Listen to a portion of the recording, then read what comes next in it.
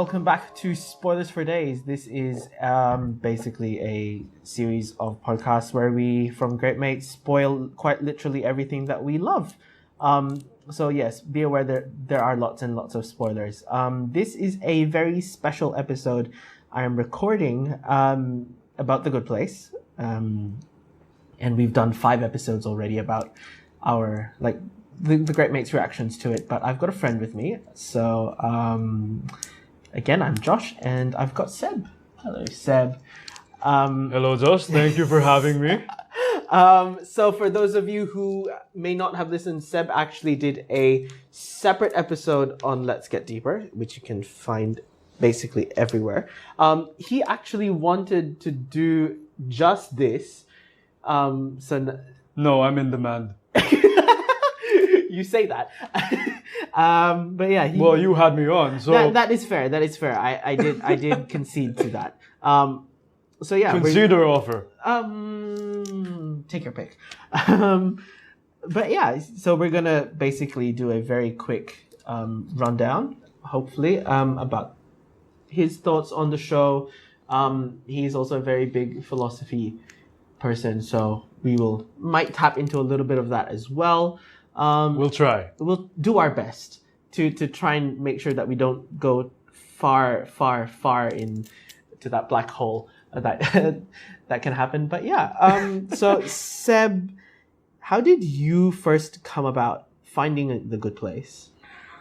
I didn't know about the show until I think the first season came in 2016? 17.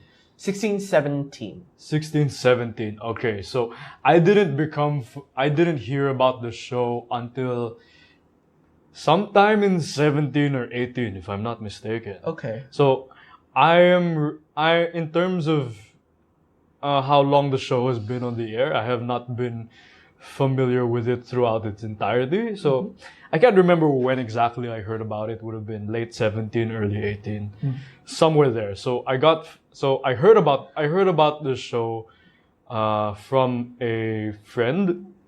Excuse me. Who, I mean, most people know I'm a bit of a philosophy buff, anyways. At least my good friends do. So I heard about it through a friend. Hi, Alicia. Shout out. Thank you for telling me about the show. Yeah, I'll let her take credit for that. So she told me about the show. I didn't get around to watching it until many months after I'd heard about it first. Okay. So I didn't get around it till then. And then when I got to watching the first season and gradually binging. I was binging through the first season. Okay, it's a damn good show. Yes. It's a damn good show. It's worth binging. Yeah. So as I went through it, this was a particularly intriguing formula for a show. I don't think this is like anything we had ever seen. Simplifying a lot of the philosophy is something that I may not be the best at, and I find that the show is able to do that in certain ways without going overboard and showing the natural effect that it has on people. That philosophy can be annoying. Sorry, not sorry to all my friends. But so that's how I came about hearing the show, how I started watching it, and ever since I've been really happy with the output. Okay. So you heard about it late 2017, early 20. Much later after the show came out. Yeah. So I think it may not have been until halfway through the second season that I started watching it. Okay. Yeah, because I only heard about the show through friends of mine early last year, and then binged the entire 2 seasons that were on Netflix, and then obviously got very invested in the show and the people. You and I, buddy. But I guess for the formula of the show and the essence of it, I'm not surprised that a project like that did not gain a lot of hype or traction to start off with. Yep. So that doesn't surprise me because it's quite unfamiliar to your typical audience. It's unorthodox. So I'm not surprised that it didn't get a lot of attention before the show was aired. Yeah. So that doesn't surprise me. But I wished it would have in a way. I would have heard about it earlier. Yeah. But also I'm glad that this show came on. So hopefully we can see media entertainment take on similar kind of projects with a similar formula or similar aims that can make philosophy accessible in a way. And I think fundamentally that's what the show does for many of its viewers who are not familiar with a lot of the theories that underpin some of the characters, especially Chidi. So I'm happy to see that we have something like this in media entertainment. So hopefully we get more arising from this. Yeah, and that's what I found too as well, is like the way that it communicates a lot of the foundations of some of the philosophical approaches is very digestible. Generally, like, have you listened to the Good Place podcast? Yeah. I'm sorry, I haven't. You should. It's great. I might like the show, but we'll see if I become that much of a fan. I think you will. It is very good. I don't know. I just don't gravitate a lot towards celebrities. You know what I mean? No. Actually, one of the things I hate the most is paparazzi things. You know, I don't really like it when celebs get extra attention just because they're famous. I mean, leave these people alone. They're people. But I guess not every podcast does that. Yeah. So I'm sure there are things in the Good Place pod that talk about the show. So I mean, I could get on it. I haven't. I've listened to a few before, but not religiously. Fair enough. Fair enough. I will say, for anyone that is not yet convinced, so the actor who plays Sean is the one that hosts it. Yeah, well, he's not on the show all the time. Not all the time. You gotta give him something. Yeah. But it is a good way, I guess, to because they sit down with not just the people that star in the show, but also there are quite some celebs who come on as well. But also they get like the writers and people from behind the scenes. Those are the ones you really want. And those are the ones that And those are the ones you really want. And I guess it's a really good way to get into, you know, not just the philosophical stuff, but also like the creative stuff as well, which is why But if I'm not mistaken, those podcasts, at least a section of it, are also structured episode by episode. So they talk. So each pod, at least some of it, I think, discusses a specific episode from the show. So I think if you're that kind of person, watch the episode and then listen to the podcast that relates to it right after. I don't know if that's if that's your mojo. That's your mojo. Yeah. But maybe that's another interesting way to watch it retrospectively. Yeah. After you've seen the whole series. Yeah. Yeah. Yeah, definitely. Maybe I'll do that. Maybe. We'll see. We'll see. Okay. Well, it's a show I recommend to everyone. So yeah. Yeah. And is that because it piques your philosophical interest? It's not that it piques mine. Okay. It's not that it piques mine. But because like I said, I'm happy that we have something like this in media entertainment to make philosophy accessible, but also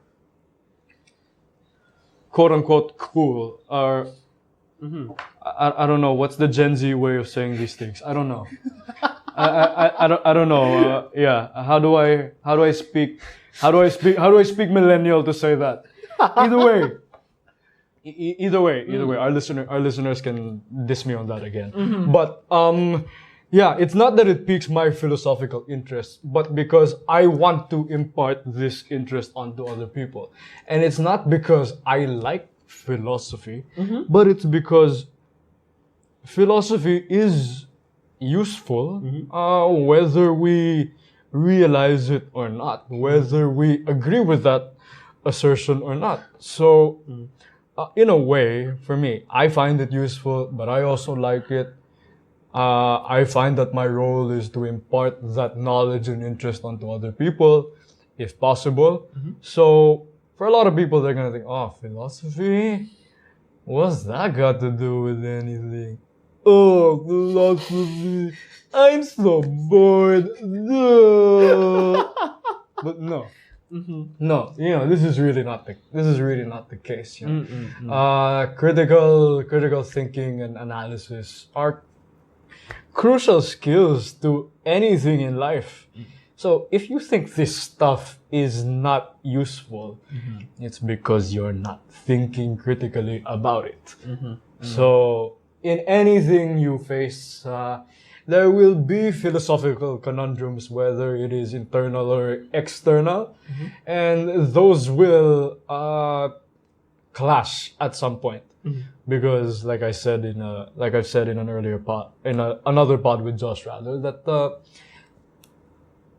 the internal and external are more intermeshed than people realize. So, for me, like I said, philosophy is useful in these ways, and why I recommend the show to other people is because it simplifies it in a way that makes it accessible. But at the same time, you need to spark the interest in many others who have not done any philosophy before, right? You need to get them interested in this kind of stuff. So the way to do that is to make it simple, accessible, and enjoyable. So, and I think The Good Place does a mighty fine job of that. So, thankfully we have this thing in media, and I would love for it to continue, if not the show, the tradition. Okay. The path that it is set. Yeah. Okay. So what are some of the favorite moments from all 3 seasons? You don't have to. Yeah. I'll let you simmer on that question for a bit. I think it's hard for me to trace it down to a particular moment, because what I love more than anything in the show are not particular moments, but the characterization and the journey that we see all these characters take. And how they are all individually unique. They're tailor-made for the characters, of course, and it's a show. But at the same time, it is that uniqueness that unifies them. Because they're all looking for themselves. And in a way, they realize that the strangeness of things is strangely what unifies them. So seeing the characterization unfold with many of them is my favorite aspect of the show. Whether that boils down to a particular moment is I'm not so sure. I'm not so sure about that one. I think I think I can trace it down to one in particular that I enjoyed, and I think it's season 2, episode 4. Michael has the quote unquote existential crisis. Yes. I think that's the episode. I think that's the title of the episode. Yep. I think this is the one that I enjoy because the character that is mostly able to address these concepts directly is Chidi. Because he's a fucking ethics professor, right? So he's able to do that. But I think what I enjoyed about that particular moment is that Michael was able to address some of these concepts specifically at some level. So I liked that. I like that aspect of it, and I'd like to see more of that from the show, if possible, because you're seeing them attack attack through many philosophical concepts from different philosophical ages without realizing it or without addressing it without dropping it specifically. So it's not that I want to see that happen all the time, but if we would see some of the characters drop that a little more every now and then, that might be something interesting for me in particular. So if that's something that the writers can do, you'd make a lot of philosophers very happy. So I think that's something I would potentially look forward to if it were to happen. But I understand why that's not the case, and that's because Chiri is really the only one who's supposed to be able to illuminate all of these things. So that's totally fine with me. But if I see that concept dropping, I would be elated. Okay.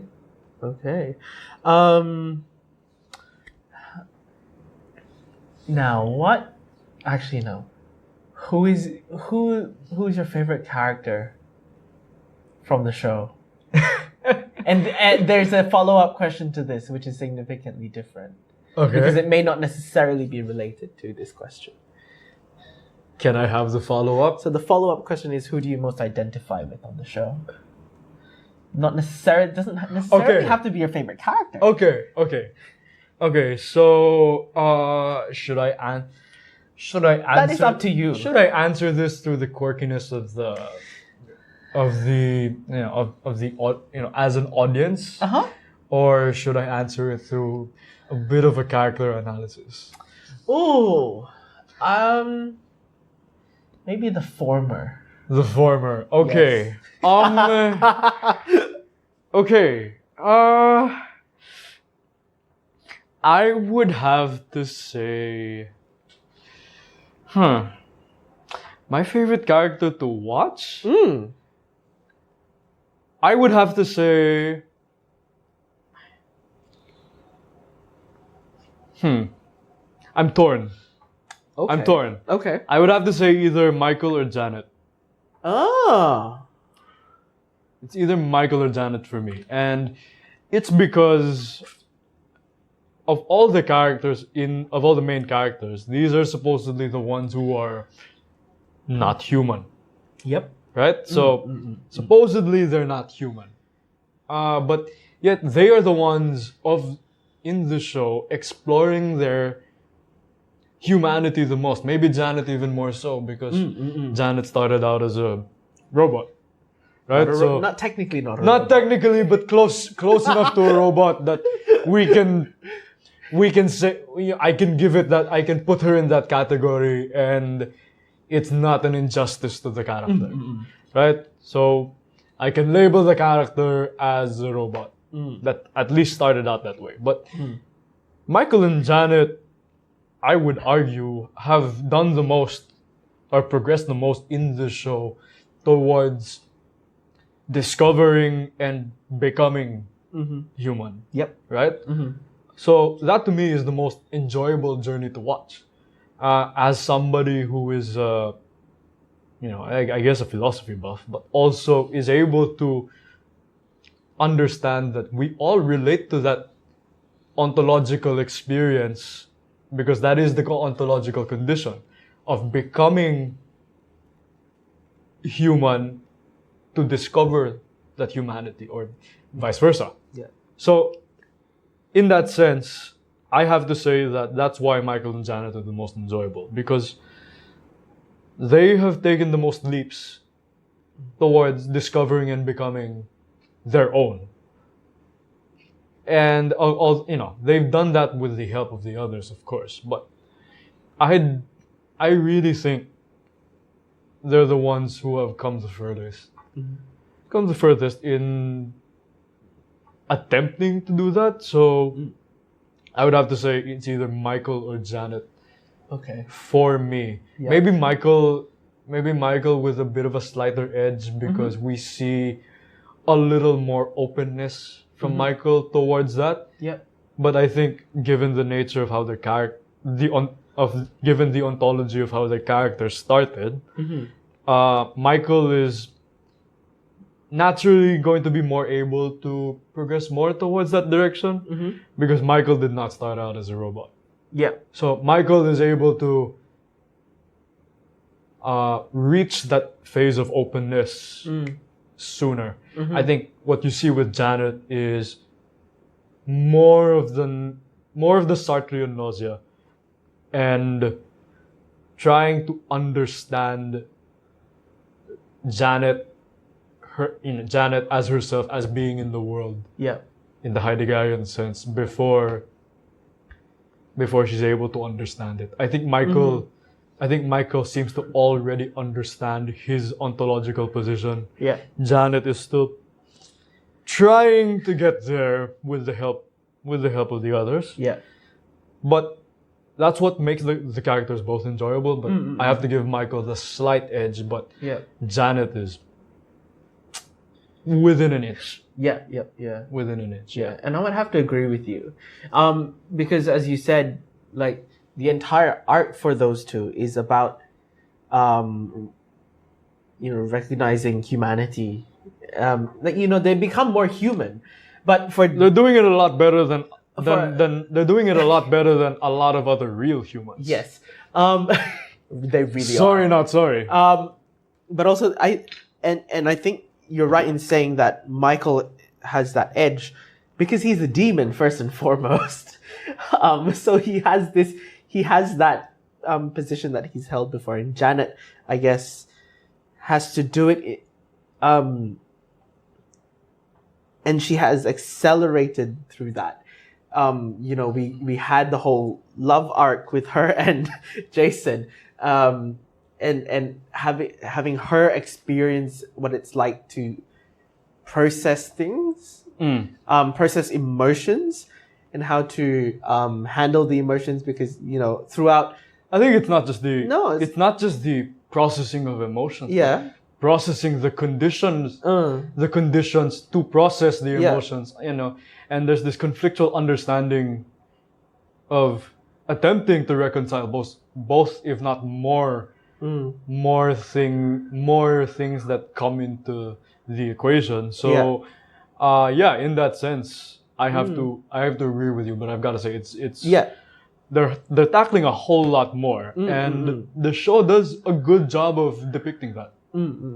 Yeah, definitely. Yeah. Also, just a note on Michael, I have to tip my hat off to the audacity of the outfits. What about it?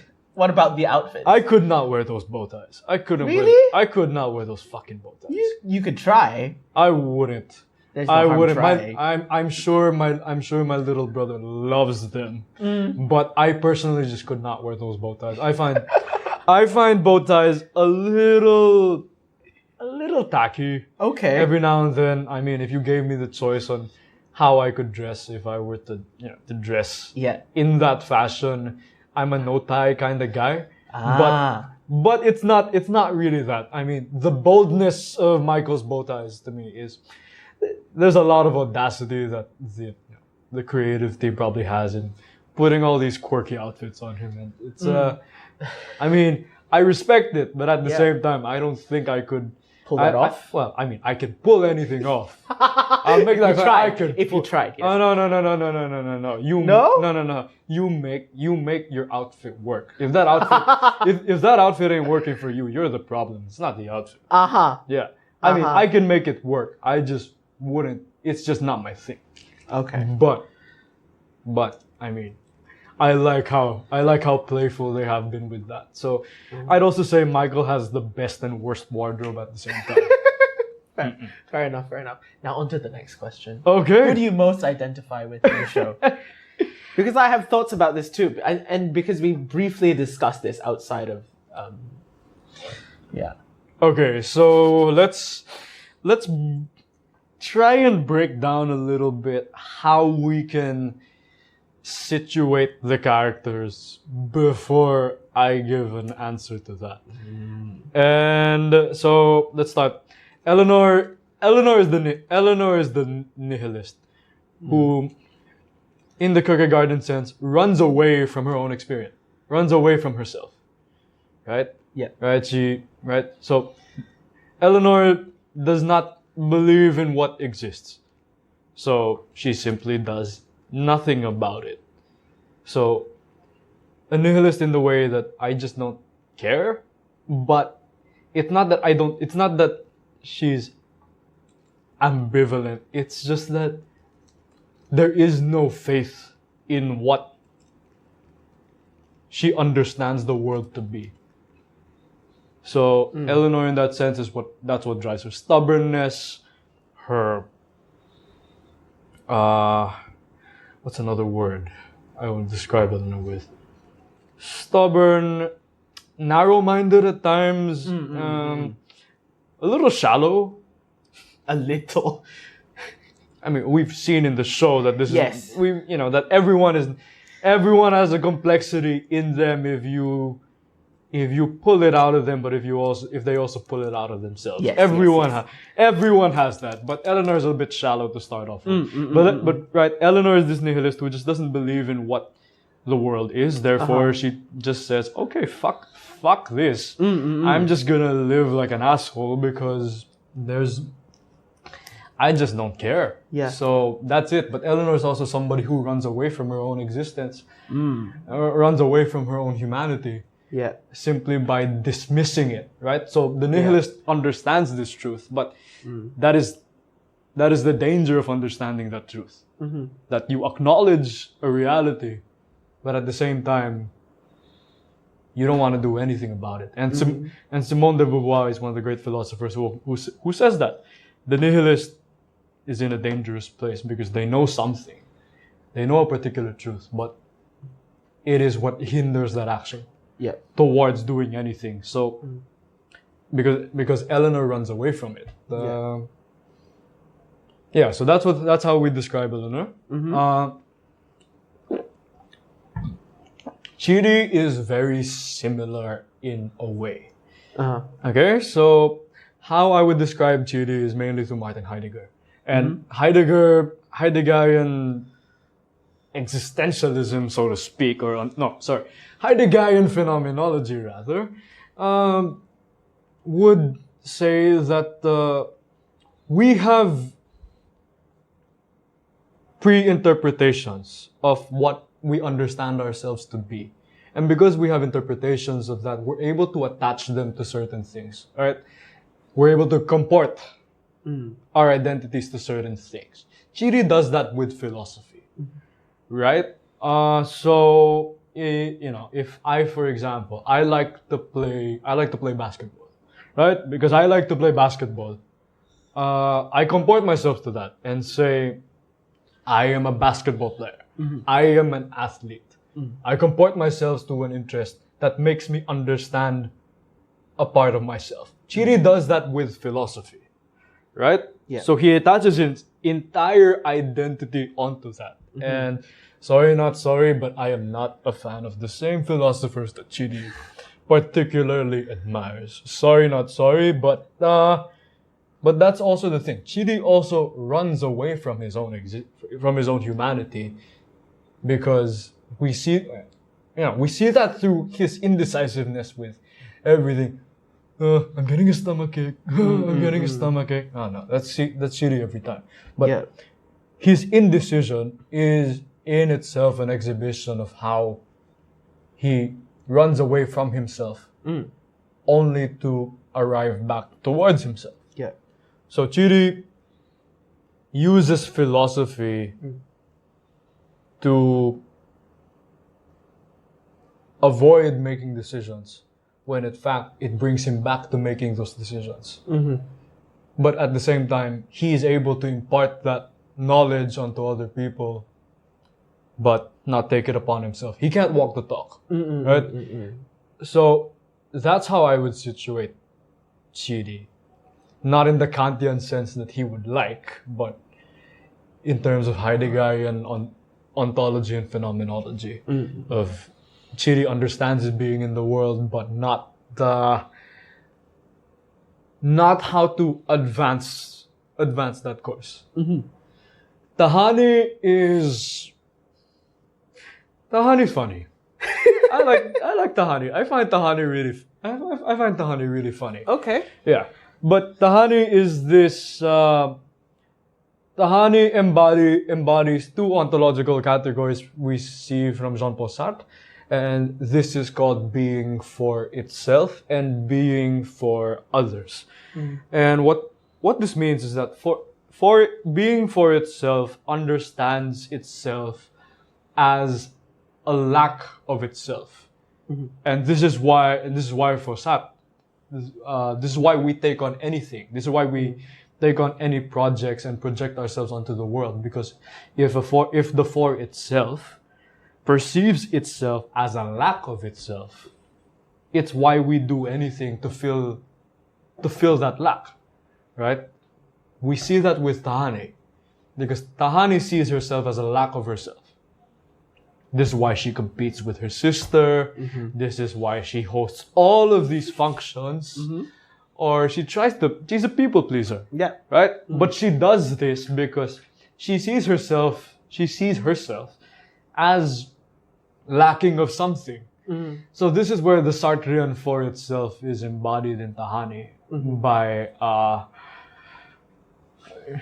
by comporting herself onto other things. And, similar in that Heideggerian sense, but also that she looks to fill that lack with something. And it's why she does anything to begin with. Because she in herself feels insufficient for herself. But Tahani is also someone who understands being for others. Yeah. And being for others in this sense, how I would understand it, is that by being in the world, we are being with others. If I take this Heideggerian principle of being in the world, by virtue of that, we are condemned to exist with other people. And because we have to live that way, because that is the condition that we're thrust onto, being for others is not something that we can avoid. And in a way, this kind of clashes with the being for itself, because the for itself understands itself as a lack.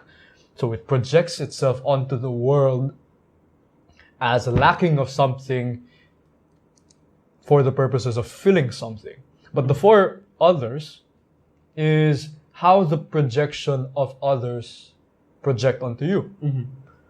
So Tahani understands that there is this conflict. And she tries to reconcile that by hosting all of these functions. She's a people pleaser in that sense, if I need to repeat. So Tahani understands these Sartrean these Sartrean modes of being, that we see ourselves as not enough, but we also see ourselves as being with and for other people in some sort of way. And because other people are going to project themselves onto us, we also project ourselves onto them. Yep. So Tahani understands this very well without realizing it. And yes, that's how I would situate Tahani. Okay.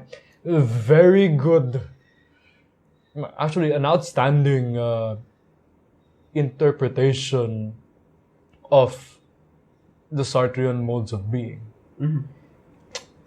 Michael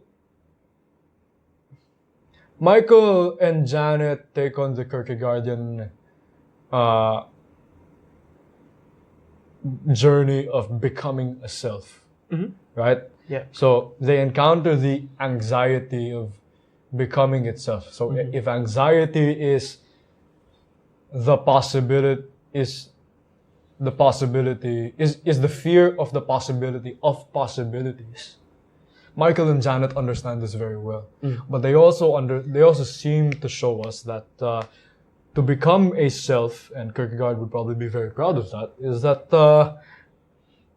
you have to face that anxiety. You have to take the leap. You have to have this qualitative change in a state of mind to take that leap and towards becoming a self or become a something. Michael and Janet understand this very well. So that's how ontologically I would situate those two. Jason, I'm not really sure. I'm not really sure where to place Jason. Oh, no. Actually, I've just figured it out. Jason is where I'd bring Merleau-Ponty into the equation. Because Jason, the problem that Jason has is that, well, I mean, this is something that all the characters have, but Jason encounters the problem mainly of embodiment. And that because he has to do something about his own existence. So because Jason has to do something about it, he's trying to figure this out all the time. So we see, the primordial lived body explore as many facets of life as imaginable, as conceivable, that he can do anything. I think I mentioned this in the Let's Get Deeper pod that man is in the world and only in the world does he know himself. The world is the medium for knowledge and knowing everything. And from Merleau-Ponty's perspective, this is what Jason does. Jason embodies the primordial lived body and the problem of embodied existence, that it's not just that this is my ontological condition, but hey, I actually feel it. And because I feel it, I'm able to actually navigate around it or against it. So I think that's what Jason embodies quite well, that because that existence is embodied, you can explore as many things as you can imagine. I mean, the guy marries a robot, for God's sakes, right? Right? So, excuse me. Yeah. So there's that aspect of Jason. So now I think we've situated everyone. I think ontologically and epistemologically we've situated the characters as best as I can, and I've clarified that through some philosophical concepts as much as possible. If you don't understand what this might have meant, please leave that down in the comments, or if you don't want to hear about it from me, go do yourself a favor and go to Google. Okay, but in all seriousness, I've been told. Okay. I've been told, and this is I have been told by friends, by other family members, that I am Eleanor and Chidi in one. Okay. They've told me that I am both Eleanor and Chidi. That I'm half and half. And I'm 2 in 1. Same but different. So this is what I've been told, and do you agree with what? I have to concede. Okay. I have to concede. Yeah. And just for the purposes of clarification, I do not give this answer in conjunction with some of the philosophical concepts that I have used to illuminate the ontology of the characters. So just because I've applied a certain theory or concept to them does not mean that I will use, the same concepts to justify my own answer and attach those same things to myself. So I can't do that, but I have been told that I am Eleanor and Chidi 2 in 1, half and half. And that's because, Chidi, because I am the philosophy buff for one, but because in anything that I am knowledgeable about, I like to conduct these monologues. In a way, I've been told I almost behave like a lecturer in some way. Yep. That I end up. No, it's kind of like if you talk to me about something I'm knowledgeable about, it's almost as if I think I'm teaching a class, and so I have to agree with that. I have to agree with that. Eleanor as well, because I embody the same audacity, stubbornness. On a good day, maybe I'm just as quirky. Okay. Maybe on a good day, but also sometimes I just don't give a shit as much as Eleanor does. So in a way, I embody all these traits. So I'm kind of just like Eleanor, and I'm kind of just like Chidi. But they get together. They get together. Yes. So I don't know what that makes me. I don't know what that makes me. What do you mean? If I'm half of those characters, and those two are, those two are getting together, I don't know where that leaves me. Oh, well, that's fair. I mean, at the end of season 3, we see that Chidi has basically sacrificed the memories of everything that has happened the last. Yeah, but we've seen this happen before. Yes. But they have found each other. But now it's different, isn't it? Because he's the only one that has been starts fresh again. Everyone has these memories of the Chidi that they know. But see, right? that's also why I think they're more bound to get together again more than ever. And that's and because he's the only one with the memories erased. Everyone else remembers. Yeah. And that's what's gonna make it easier. And it's gonna make it easier for the writers to push. Yeah. Which I'm not against. Yeah. But I think they're gonna get together. One way or another. Yeah.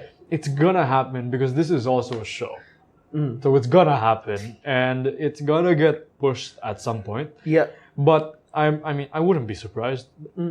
So we should expect it. Yeah. I think what would be unexpected is if that is not the ending we get somehow. Okay. But if they don't end up together, I'd like to see how that happens. Okay. I'd like to see how the writers would justify that. Yeah. With them. Fair. And going back to your comment about how your friends and your family have seen you as both Eleanor and Chidi, I would have to agree. But from a behavioral perspective, I think I would also add Jason into that mix, purely from a behavioral perspective. It's like sometimes Jason can be. And this has been explored in the show itself, is that he might be the dumbest idiot on the planet, but he actually, deep down, he actually does care for people. And that you exhibit that as well. So yeah, I would agree, but I would also put Jason in there. just I appreciate that. I appreciate that comment as well. Thank you. Thank you for the kind words. I would say that Eleanor cares for people in the same way as. But I think she approaches it differently. Especially in the beginning. Yeah, but I'd have to say that I approach it in a more Eleanor way than I do in a Jason way. Yeah. Fair enough. Yeah. Yeah. And we've alluded to this already, is that now that we know the news is official, Mike Schur has confirmed that The Good Place will officially be wrapping up at the end of season 4, which will premiere in late September 2019. So, and from what I know, is that this may not necessarily be the end of the road for The Good Place. It is this particular chapter of it in this form is ending. So, given now that we know it's officially ending, and we've sort of alluded on to that. Hold up. I mean, just what do you mean by in this form? In this form, as in, they will close off the TV series. So they haven't alluded to anything beyond what will lie beyond So you think it could continue in other they formats? have been very vague about that. So they actually haven't given a definitive answer as to what happens. Okay, I'm gonna flip the host and guest right now. Yeah. In what other formats can you see the show continuing in some way? I want to hear this. Okay. So, the podcast, The Good Place, the podcast has, so what happened is they started at the beginning of 2018. So what they did was they wrapped like basically season 1, season 2. So I just want to be clear. You're saying that are you saying that the podcast counts as a format of continuation? It's sort of an So what happens? Is it a continuation or is it sort of an expansion of basically I think a companion to it. It's companion, yeah. It's more corollary than it is continuation. Yeah. But I would say that given that what they've done is that immediately after the episode airs in the States and the release on Netflix, the companion podcast episode is also released. So what I have a feeling is that potentially at the end of in January of 2020, when this finally comes to a close, we may get, and I'm pretty sure, and I would say that a lot of the fans have gotten a very they've had their interest piqued into ethics and philosophy purely from the show. Thankfully. Yeah, and I think there is room for the podcast to continue to explore these in a way that is still digestible and accessible for the audience that is following it. There is potential there. Okay. Yeah, but but explicitly, what formats can you see the show continue? If not via visual, if not via TV series. Yeah, I am not entirely sure. I do know that they're going to do some sort of extended finale. That's been. Okay, no, that I didn't know. Yeah, so from what I understand is that we're getting 13. And then the final episode will be an extended finale. Okay, so yes. I mean, it'll be... So it's kind of like a new season of Black Mirror and Bandersnatch. Yeah. Okay, so they would release it in that way? If I understand that correctly? Is that a good analysis? Is that a good comparison? Not necessarily, because this extended finale will be like... Because we know from previous seasons is that they've lumped the first 2 episodes together, and then we have 12 weeks. Yeah. Right? Yeah. So what's happening is that they're gonna lump the finale instead. No. So instead of it being broadcast over 12 weeks, it's actually 13 weeks now. Okay. So the 14th episode. Oh, it's just as long as a semester. The 14th episode will be your extended finale. Okay. Yeah. Does that mean it'll also be a longer episode? Yes. Okay. Yeah. It will be, I'm pretty sure, an hour. I think that would do the show more justice. If you're gonna close on that note, I think that would do more poetic justice to the show. Yeah. Yeah. And how do you feel about it now that you know that the world as you know it is ending in terms of The Good Place that we're wrapping up? Look, if this is how the writers and the actors feel about where the show is going, then that's their call. Because they have more creative control, but also a creative understanding of what goes on there. Yeah. So I think we as an audience naturally we're going to commodify all these things and say we want more. Of course. Of course. Right? That's a human thing. But we need to understand that if this is how they feel about the show creatively, then this is the right call for them to make.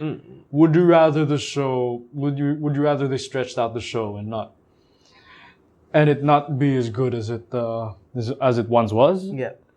I certainly would not have that. So, if this is how they feel it should end, then so be it. Yeah. What's more important to me is whether or not we will get more shows like this.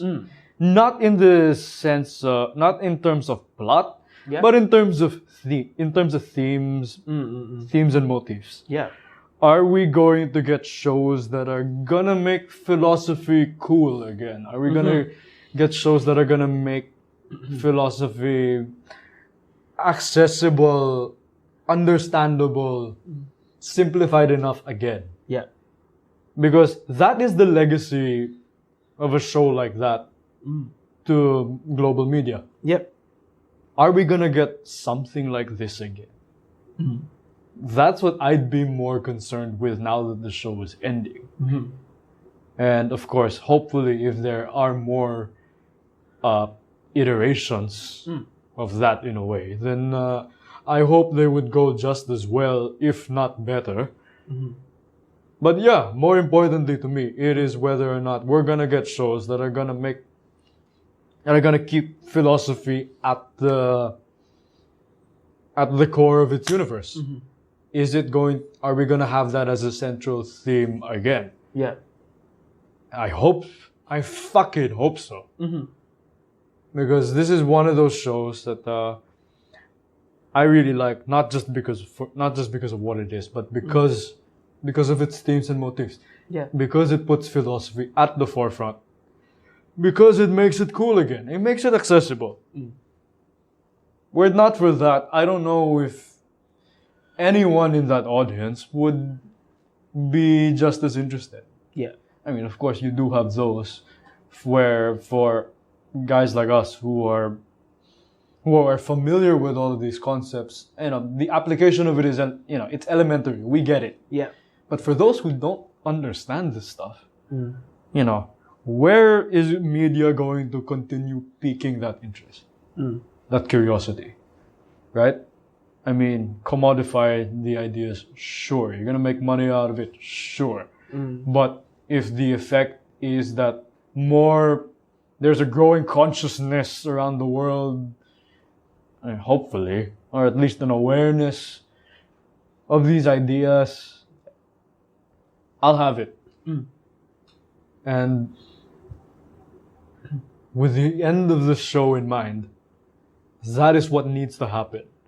If we don't see more shows with philosophy at the forefront, then does this show really have a legacy? In terms of how I felt when I realized it, because we didn't actually get a confirmation of season 4 until very recently. Which is how it should be. I was actually quite fine with it finishing up where it left it. Because it was able to display and because it was able to demonstrate how people will cope with loss and how some people rationalize it compared to others, and that last conversation between Eleanor and Janet was quite palpable. So for me, realizing that the show is ending, I'm happy that it's ending where it is, in terms of, and like you said, it's like you don't want something that has gone past its past the point where it actually loses the magic that it had. So ending here is actually probably the best creative decision that they could have done. But yeah, I don't have that many. Actually, I don't have any more questions for you. But but are you excited for it when it comes out in late September? I think any fan of the show would be. But given how season 3 ended, Yep. and given that it is a TV show, of course, any literary genre needs conflict resolution. Yep. So naturally, that was going to happen anyway. I did not see the show ending after season 3. Yep. Because there was too much ambiguities in the air, and although that's how life is, that's not how literary genres are. Yep. So as an audience, we're gonna need that closure for whatever that is, and it's a good thing we're gonna have season 4. Yeah. Whether the end of season 4 provides that or not, we'll have to wait and see. We'll have to wait and see. Exactly, we'll have to wait and see. But for now, we can say that there will be some sort of conflict resolution. Whether the finale will keep that up, it remains to be seen. Definitely. So thank you, Seb. I hope this has been an episode where you can actually gush about the show. So no, just thank you for having me. This stuff's always fun. Oh yeah, definitely. So for everyone that, feel free to leave a comment when this podcast is released. Feel free to sub to us basically everywhere. And if you want to come hit us up, if you have any questions, I will leave Seb's socials in the description of this podcast. But if you want to come find us as the podcast, come hit us up on Twitter and Instagram as Great Mates Podcast. And I will see you on another episode. Bye. Where are we going?